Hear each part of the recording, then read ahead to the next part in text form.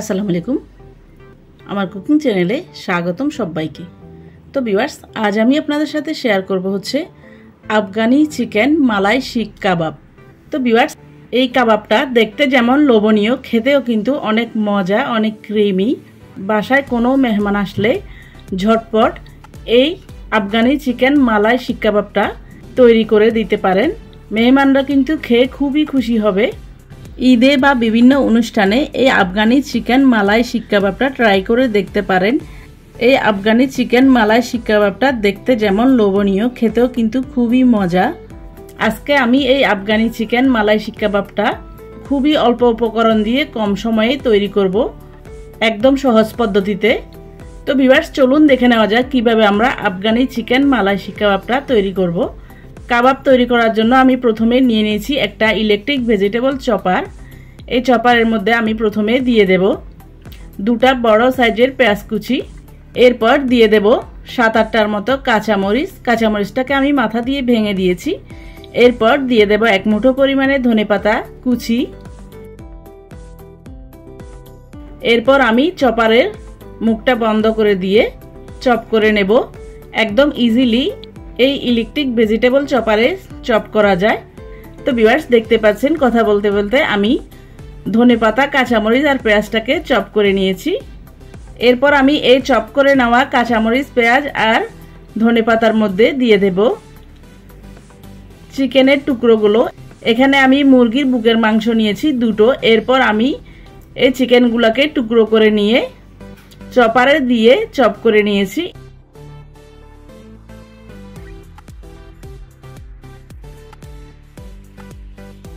এরপর আমি দিয়ে দেব ব্রেড। এখানে আমি 2 পিস ব্রেড দিয়েছি। এই ব্রেডটাকে প্রথমে আমি পানিতে ভিজিয়ে হাত দিয়ে চেপে পানিটাকে নিংড়ে নিয়ে এরপর চপারে দিয়ে সবগুলো উপকরণ চপ করে নিয়েছি।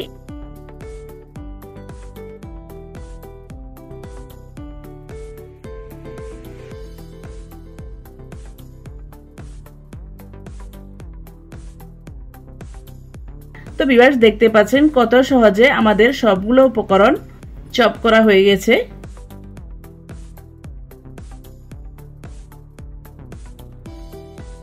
এরপর আমি একটা বলে মিশ্রণগুলোকে নিয়ে নেব। এরপর মিশ্রণের মধ্যে আমি দিয়ে দেব 1 টিস্পুন পরিমাণ ধনিয়া গুঁড়া, দিয়ে দেব 1 টিস্পুন পরিমাণ জিরার গুঁড়া, এরপর দিয়ে দেব 1 টিস্পুন পরিমাণ মরিচ গুঁড়া, দিয়ে দেব 1 টিস্পুন পরিমাণ চাট মশলা, এরপর দিয়ে দেব 1/2 টিস্পুন পরিমাণ গোলমরিচ গুঁড়া,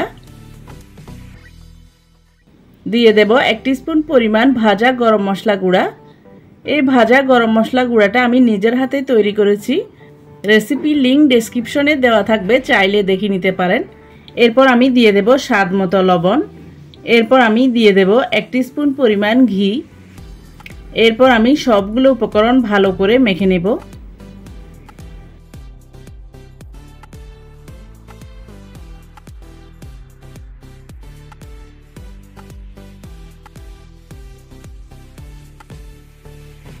তো ভিউয়ার্স, দেখতে পাচ্ছেন সবগুলো উপকরণ আমি ভালো করে মেখে নিয়েছি। এরপর আমি শিক কাবাব তৈরি করে নেব। শিক কাবাব তৈরি করার জন্য আপনাদের কাছে যদি শিক থাকে তাহলে শিক দিয়ে তৈরি করে নিতে পারেন, আর না হলে কোনো পেন্সিল বা এরকম কোনো শক্ত মোটা টাইপের স্ট্র দিয়ে তৈরি করে নিতে পারেন। আমি একটু মোটা টাইপের একটা শক্ত স্ট্র দিয়ে এই শিক কাবাবটা তৈরি করে নিচ্ছি। দেখতে পাচ্ছেন কিভাবে আমি শিক কাবাবটা তৈরি করছি। অল্প একটু চিকেনের মিশ্রণ নিয়ে শিকের মধ্যে এভাবে মরিয়ে নিলেই তৈরি হয়ে যাবে আপনার শিক কাবাব। এরপর আমি এই কাবাবটাকে আলতো হাতে খুলে নেব। দেখতে পাচ্ছেন কিভাবে আমি কাবাবটাকে খুলে নিয়েছি। এরপর এই কাবাবটাকে একটা প্লেটে রেখে দেব। তো ভিউয়ার্স, আমি আরো একটা শিক কাবাব তৈরি করে আপনাদেরকে দেখিয়ে দিচ্ছি।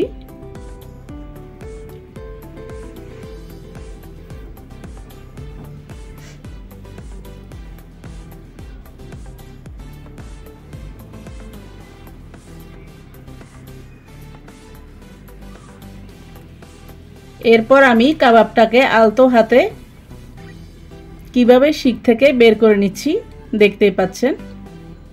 এই কাজটা আলতো হাতে করতে হবে, একদম তাড়াহুড়া করা যাবে না।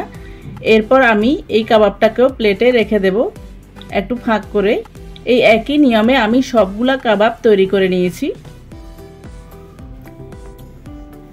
তো ভিউয়ার্স দেখতে পাচ্ছেন কত সহজে আমাদের শিক কাবাবটা তৈরি হয়ে গেল।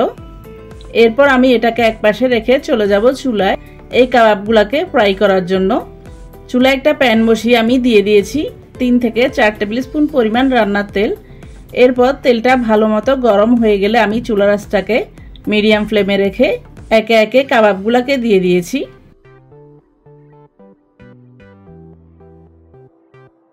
এরপর কাবাবের এক পিঠ একটু গোল্ডেন ব্রাউন হয়ে গেলে আমি অপর পিঠ উল্টিয়ে দিয়ে অপর পিঠও গোল্ডেন ব্রাউন করে ভেজে নেব।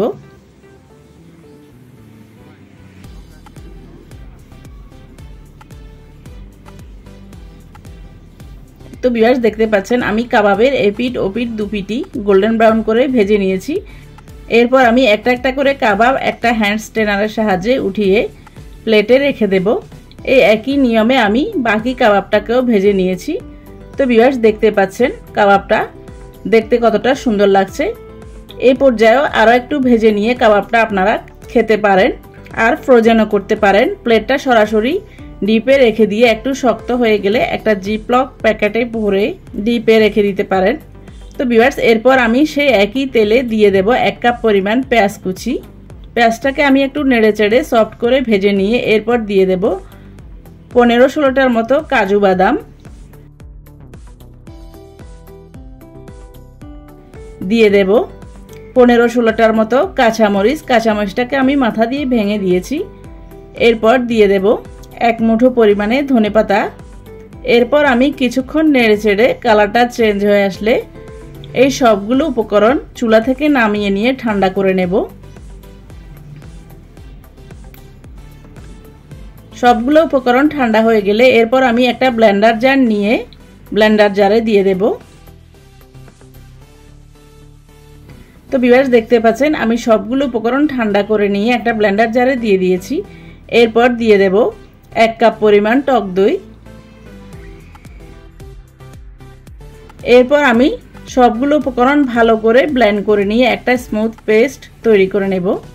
তো ভিউয়ার্স দেখতে পাচ্ছেন আমি সবগুলো উপকরণ ভালো করে ব্লেন্ড করে নিয়েছি।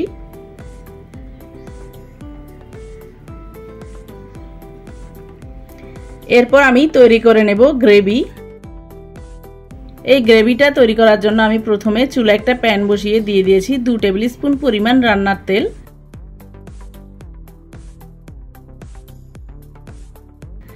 এরপর দিয়ে দিয়েছি 2 টেবিল স্পুন পরিমাণ বাটার। এখানে আপনারা চাইলে অলিভ অয়েল বা ঘিটাও ব্যবহার করতে পারেন। এরপর আমি বাটারটা গলে যাওয়া পর্যন্ত অপেক্ষা করব। আর এই পর্যায়ে চুলার আঁচটাকে একদম নিভু নিভু আঁচে রেখেছি, না হলে কিন্তু বাটারটা পুড়ে যাবে। এজন্য আমি সবার প্রথমে তেলটা দিয়ে তারপর বাটারটা দিয়েছি যাতে বাটারটা পুড়ে না যায়। তো ভিউয়ার্স দেখতে পাচ্ছেন বাটারটা মেল্ট হয়ে গেছে। এ পর্যায়ে আমি দিয়ে দেব আগে থেকে ব্লেন্ড করে নেওয়া মিশ্রণটা। এরপর আমি নেড়ে চেড়ে সবগুলো উপকরণ ভালো করে ভেজে নেব। চুলার আঁচটাকে এই পর্যায়ে মিডিয়াম আঁচে রেখেছি।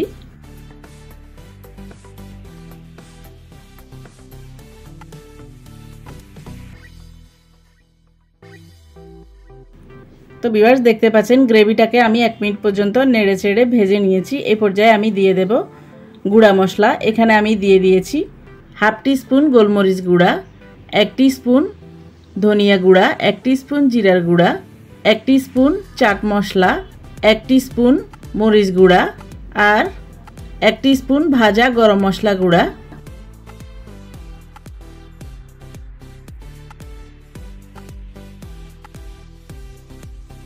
এরপর আমি সবগুলা গুঁড়া মশলা মিক্স করতে করতে ভেজে নেব মশলা থেকে তেলটা উঠে আসা পর্যন্ত। তো ভিউয়ার্স দেখতে পাচ্ছেন মশলাগুলোকে আমি কিছুক্ষণ নেড়ে ছেড়ে ভেজে নিয়েছি, মশলা থেকে তেলটাও উঠে এসেছে।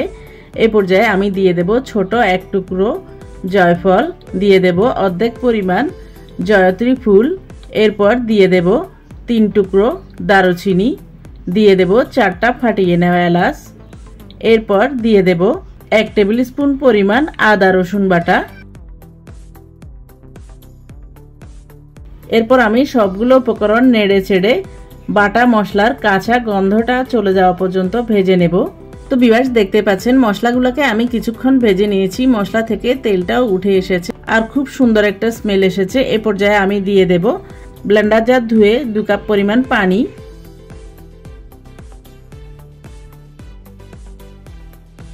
এরপর আমি সবগুলো উপকরণ নেড়ে ছেড়ে মশলাগুলোকে পানির সাথে মিক্স করে নেব। এরপর আমি ঢেকে দিয়ে পানিটা ফুটে ওঠা পর্যন্ত অপেক্ষা করব। এই পানিটা আমি গ্রেভির জন্য দিয়েছি। তো ভিউয়ার্স দেখতে পাচ্ছেন পানিটা ফুটে উঠেছে। এই পর্যায়ে আমি দিয়ে দেব আগে থেকে ভেজে নেওয়া কাবাব। এরপর আমি কাবাবটা দিয়ে আলতো হাতে নেড়ে ছেড়ে ঢেকে দিয়ে 2 মিনিট পর্যন্ত কাবাবটাকে রান্না করে নেব আর এর গ্রেভিটাকে একটু ঘন করে নেব। আপনারা চাইলে এই কাবাবটা মশলার সাথে কষিয়ে নিতে পারেন, তবে এক্ষেত্রে কাবাবটা ভেঙে যাওয়ার সম্ভাবনা থাকে।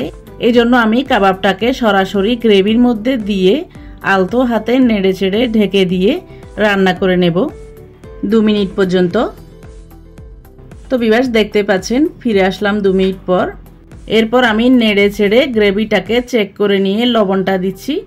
আমি কিন্তু এতক্ষণ পর্যন্ত লবণটা দিইনি, কারণ কাবাবের মধ্যে লবণ দেওয়া ছিল। এজন্য আমি গ্রেভিটাকে চেক করে নিয়ে লবণটাকে দিচ্ছি।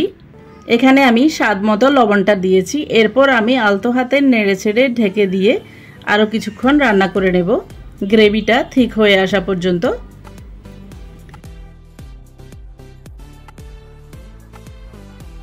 তো ভিউয়ার্স দেখতে পাচ্ছেন গ্রেভিটা ঠিক হয়ে এসেছে। এ পর্যায়ে আমি দিয়ে দেব 1 কাপ পরিমাণ মালাইযুক্ত দুধ। এখানে আপনারা চাইলে ডানো ফ্রেশ ক্রিমটাও ব্যবহার করতে পারেন। আমি একদম ঘরোয়া পদ্ধতিতে তৈরি করছি, এজন্য আমি হাফ লিটার দুধকে জাল করে নিয়ে 1 কাপ পরিমাণ করে মালাই তৈরি করে নিয়েছি। এরপর আমি মালাইযুক্ত দুধটা দিয়ে কিছুক্ষণ নেড়ে ছেড়ে সবগুলো উপকরণ মিক্স করে দিয়ে ঢেকে দিয়ে আরও 1 মিনিট পর্যন্ত রান্না করে নিয়েছি। ফিরে আসলাম 1 মিনিট পর।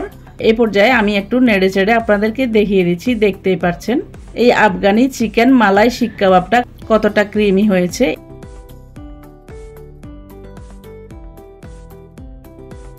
এরপর আমি দিয়ে দেব 1 টেবিল স্পুন পরিমাণ কাসুরি মেথি। কাসুরি মেথিটাকে আমি একটু ক্রাশ করে দিয়েছি।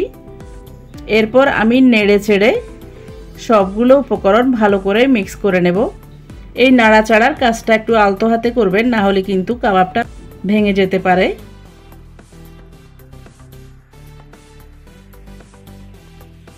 এরপর আমি কাসুরি মেথিটা দিয়ে ভালো করে মিক্স করে নিয়ে ঢেকে দিয়ে আরও 4-5 সেকেন্ডের মতো রান্না করে নিয়েছি। ফিরে আসলাম 4-5 সেকেন্ড পর। এরপর আমি সবশেষে দিয়ে দেব 1 মুঠো পরিমাণে ধনেপাতা কুচি। এরপর ধনেপাতাটা দিয়ে আমি ঢেকে দিয়ে আরও 4-5 সেকেন্ড রেখে এই কাবাবটাকে চুলা থেকে নামিয়ে নেব।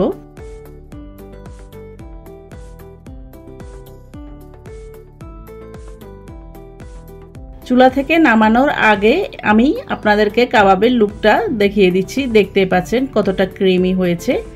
এরপর আমি এই কাবাবটাকে চুলা থেকে নামানোর পরে 2-3 মিনিট পর্যন্ত রেখে ঠান্ডা করে নিয়েছি। কুসুম গরম থাকতে আমি এই কাবাবটাকে আপনাদেরকে দেখিয়ে দিচ্ছি। দেখতে পাচ্ছেন কতটা ক্রিমি হয়েছে আর কতটা কালারফুল হয়েছে। এরপর আমি এই কাবাবটাকে সার্ভ করে নেব। তো ভিউয়ার্স দেখতে পাচ্ছেন এই আফগানি চিকেন মালাই শিক কাবাবটা দেখতে কতটা ক্রিমি লাগছে আর এর গ্রেভিটা কতটা ঠিক হয়েছে। তো ভিউয়ার্স আপনাদের সবার কাছে অনুরোধ থাকবে আসছে ঈদে এই আফগানি চিকেন মালাই শিক কাবাবটা ট্রাই করে দেখতে পারেন। খেতে কিন্তু খুবই মজা লাগে, দেখতে যেমন লোভনীয় লাগে, খেতেও কিন্তু খুবই মজা লাগে। যাকে দিবেন সেই কিন্তু খেয়ে খুবই খুশি হবে। আর বাসায় কোনো মেহমান আসলে ঝটপট এই আফগানি চিকেন মালাই শিক কাবাবটা বানিয়ে সার্ভ করতে পারেন। মেহমানরা কিন্তু খেয়ে খুবই খুশি হবে আর ফ্যামিলির ছোট বড় সবাই তো খুবই পছন্দ করবে।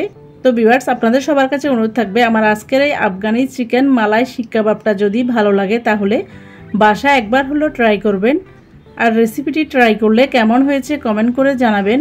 আর কোনো নতুন রেসিপি পেতে চাইলে আমার চ্যানেলে কমেন্ট বক্সে কমেন্ট করে জানাবেন, আমি আপনাদের সাথে অবশ্যই শেয়ার করার চেষ্টা করব।